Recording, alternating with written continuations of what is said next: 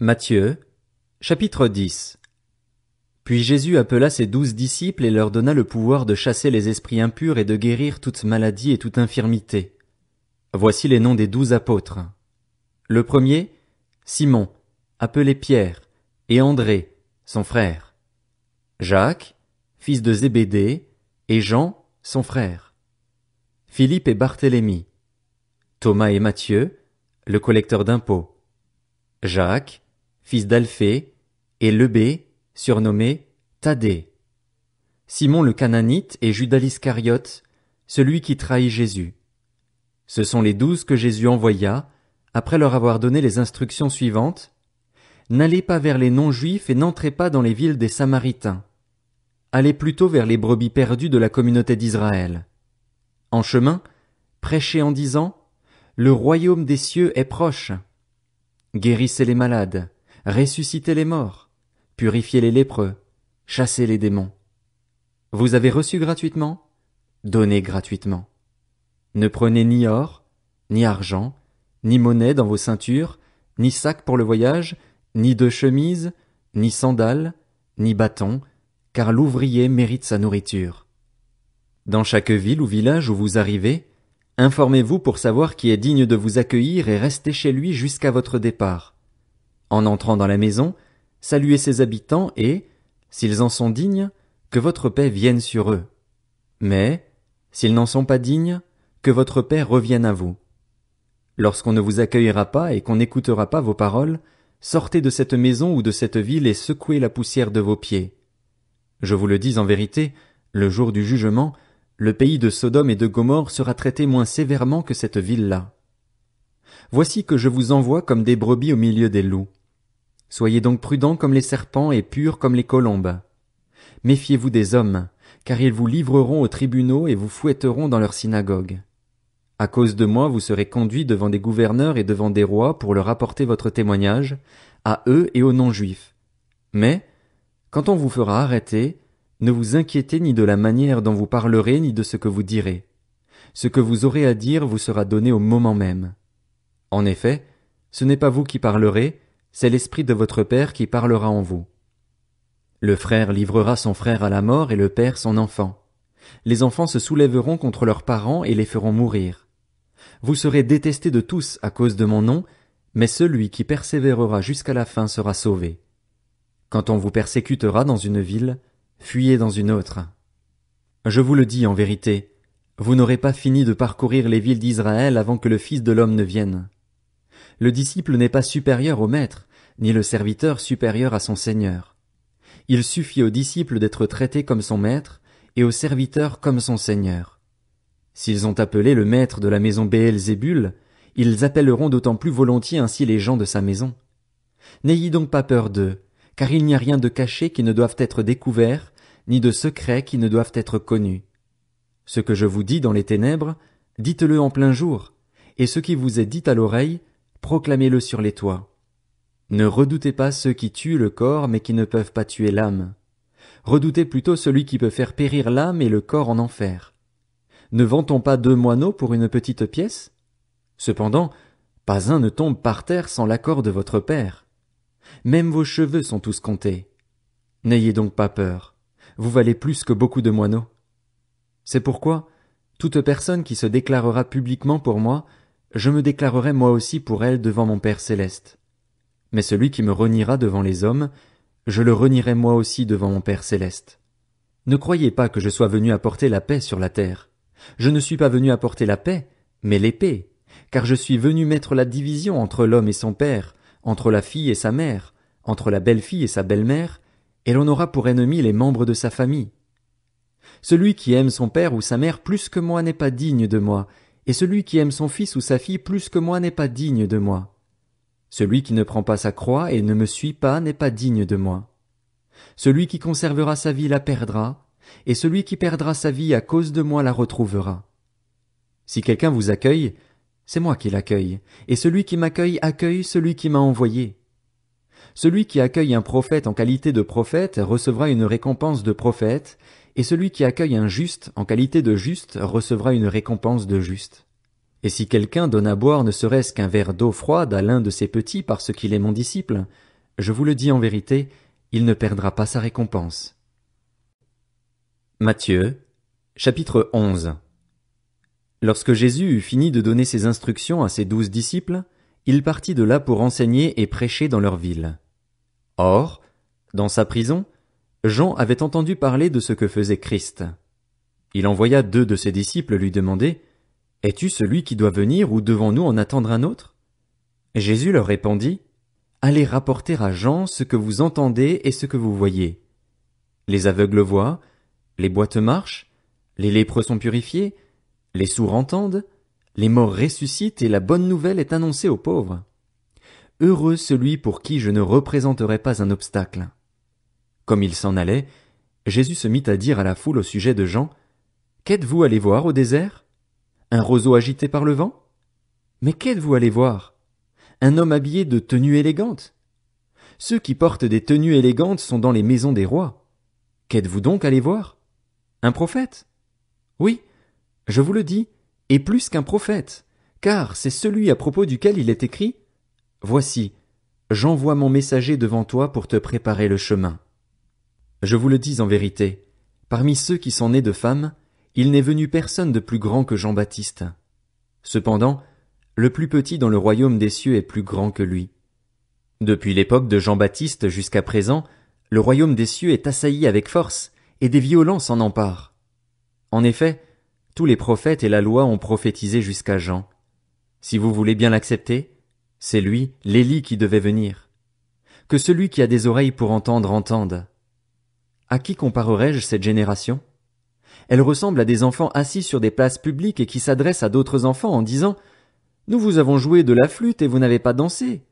Nous vous avons entonné des chants funèbres et vous ne vous êtes pas lamentés. » En effet, Jean est venu, il ne mange pas et ne boit pas, et l'on dit « Il a un démon. » Le Fils de l'homme est venu, il mange et il boit, et l'on dit « C'est un glouton et un buveur, un ami des collecteurs d'impôts et des pécheurs. » Mais la sagesse a été reconnue juste par ses enfants.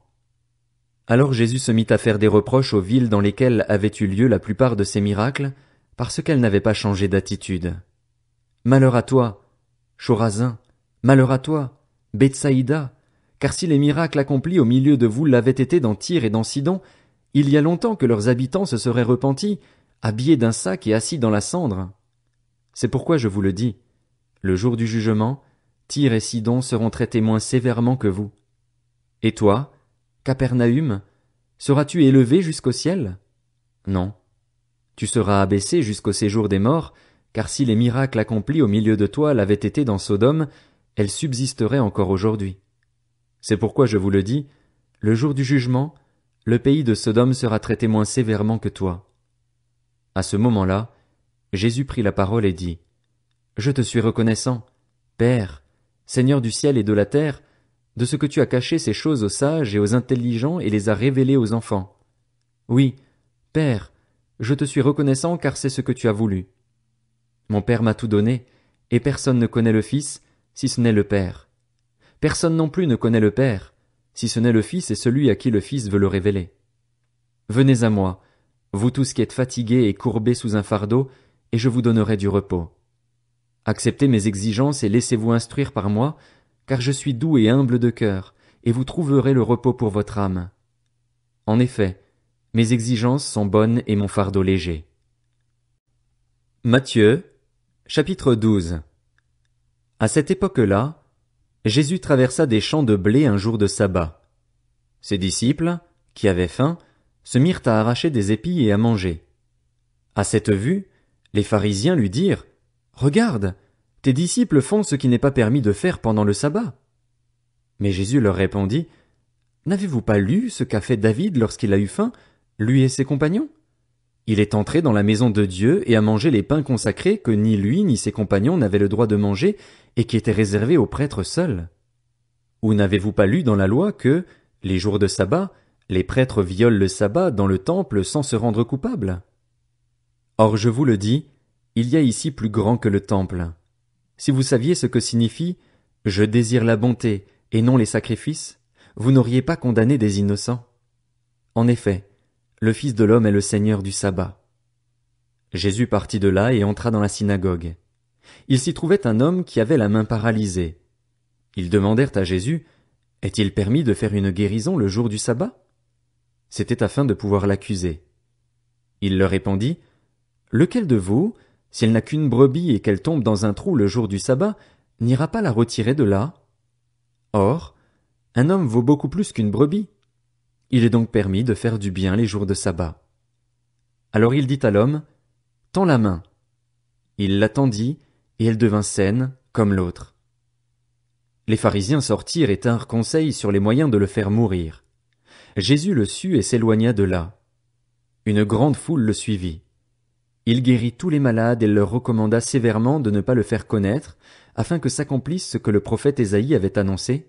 « Voici mon serviteur que j'ai choisi, mon bien-aimé qui a toute mon approbation. Je mettrai mon esprit sur lui, et il annoncera la justice aux nations.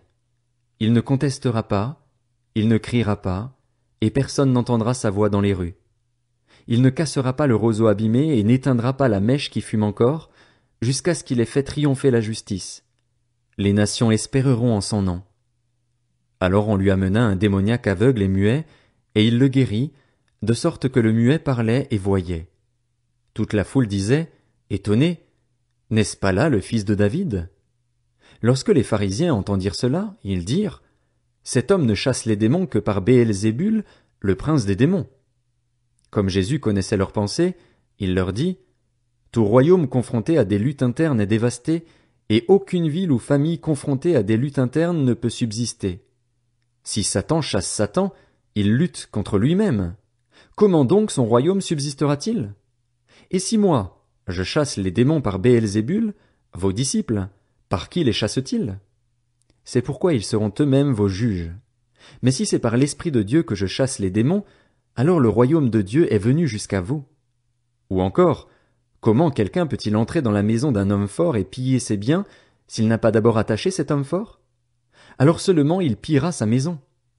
Celui qui n'est pas avec moi est contre moi, et celui qui ne rassemble pas avec moi disperse. C'est pourquoi je vous dis, tout péché, tout blasphème sera pardonné aux hommes, mais le blasphème contre l'Esprit ne leur sera pas pardonné. Celui qui parlera contre le Fils de l'homme, cela lui sera pardonné. Mais celui qui parlera contre le Saint-Esprit, le pardon ne lui sera accordé ni dans le monde présent ni dans le monde à venir. Dites que l'arbre est bon et que son fruit est bon, ou bien dites que l'arbre est mauvais et que son fruit est mauvais, car on reconnaît l'arbre à son fruit. Race de vipères, comment pourriez-vous dire de bonnes choses, mauvais comme vous l'êtes? En effet, la bouche exprime ce dont le cœur est plein. L'homme bon tire de bonnes choses de son bon trésor et l'homme mauvais tire de mauvaises choses de son mauvais trésor. Je vous le dis, le jour du jugement, les hommes rendront compte de toute parole inutile qu'ils auront prononcée. En effet, d'après tes paroles tu seras déclaré juste et d'après tes paroles tu seras condamné. Alors quelques-uns des spécialistes de la loi et des pharisiens prirent la parole et dirent, « Maître, nous voudrions voir un signe miraculeux de ta part. » Il leur répondit, « Une génération mauvaise et adultère réclame un signe miraculeux. Il ne lui sera pas donné d'autre signe que celui du prophète Jonas. En effet, de même que Jonas fut 3 jours et 3 nuits dans le ventre d'un grand poisson, de même le Fils de l'homme sera 3 jours et 3 nuits dans la terre. Lors du jugement, les habitants de Ninive se lèveront avec cette génération et la condamneront, parce qu'ils ont changé d'attitude à la prédication de Jonas. Or, il y a ici plus que Jonas. Lors du jugement, la reine du Midi se lèvera avec cette génération et la condamnera, parce qu'elle est venue des extrémités de la terre pour entendre la sagesse de Salomon. Or, il y a ici plus que Salomon. Lorsqu'un esprit impur est sorti d'un homme, il va dans des endroits arides pour chercher du repos, et il n'en trouve pas. Alors il dit, « Je retournerai dans ma maison, d'où je suis sorti. » À son arrivée, il la trouve vide, balayée et bien rangée. Alors il s'en va prendre avec lui 7 autres esprits plus mauvais que lui. Ils entrent dans la maison, s'y installent, et la dernière condition de cet homme est pire que la première. Il en ira de même pour cette génération mauvaise. Comme Jésus parlait encore à la foule, sa mère et ses frères, qui étaient dehors, cherchaient à lui parler. Quelqu'un lui dit, « Ta mère et tes frères sont dehors et cherchent à te parler. » Mais Jésus répondit à celui qui lui parlait, « Qui est ma mère et qui sont mes frères ?» Puis il tendit la main vers ses disciples et dit, « Voici ma mère et mes frères. En effet, celui qui fait la volonté de mon Père céleste, celui-là est mon frère, ma sœur, ma mère.